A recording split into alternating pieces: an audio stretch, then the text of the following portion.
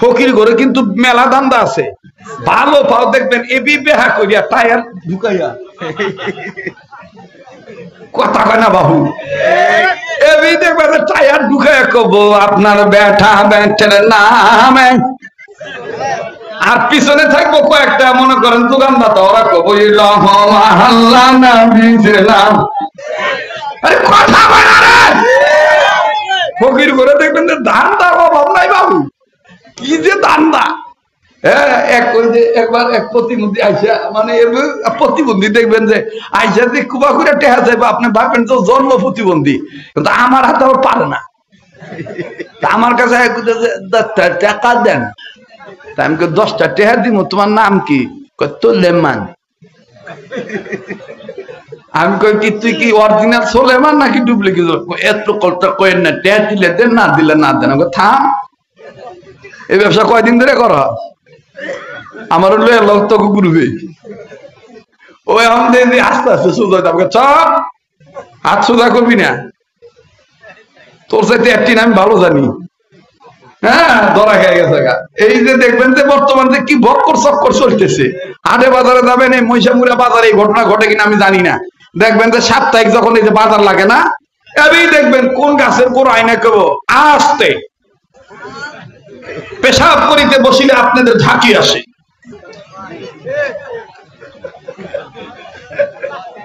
মাঠ কাঁপান ঠিকই, খাট কাঁপে না।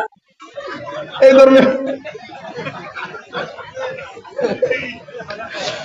ধরনের ডায়লগ দিয়ে আস্তে করে দেখ দিয়ে কেবল আমি বৃক্ষের পরিচয় নিয়ে আপনাদের সামনে এসেছি। গাছ বলে অবহেলা করিবেন না, গাছের মধ্যে সবকিছু আছে। যদি বিশ্বাস থাকে দাম, আমি আপনার কিছু কথা বলবো, যদি মিলে যায় আমার কাছে আপনি ঔষধ পাবেন। গাছকে অবহেলা করবেন না, চিনলে জড়ি, না চিনলে খড়ি।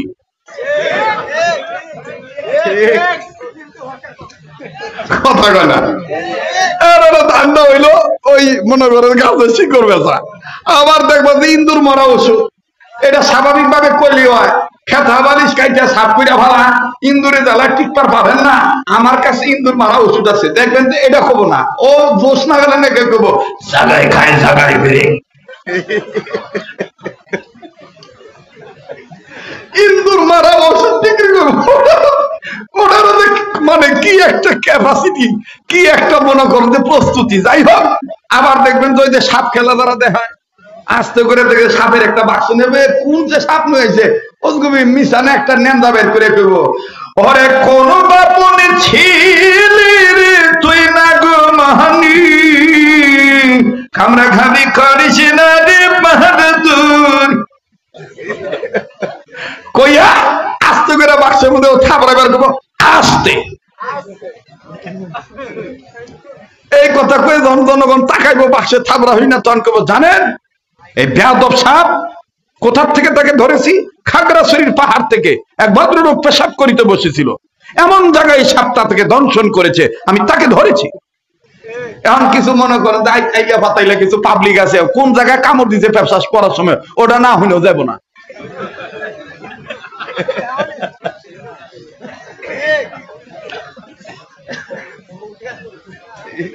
না রাগ করতেছেন আপনারা, চলবো? হ্যাঁ, আল্লাহ আমাদেরকে বোঝার তৌফিক দান করেন। জায়গা কথা যত শুরু হয়েছে ঠিক আছে না? আল্লাহ কবুল করুক, করে কোন আমিন।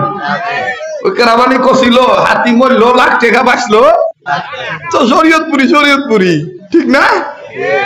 এর যোগ্যতা দিছে কারা? আল্লাহ। যখন কে দিছে?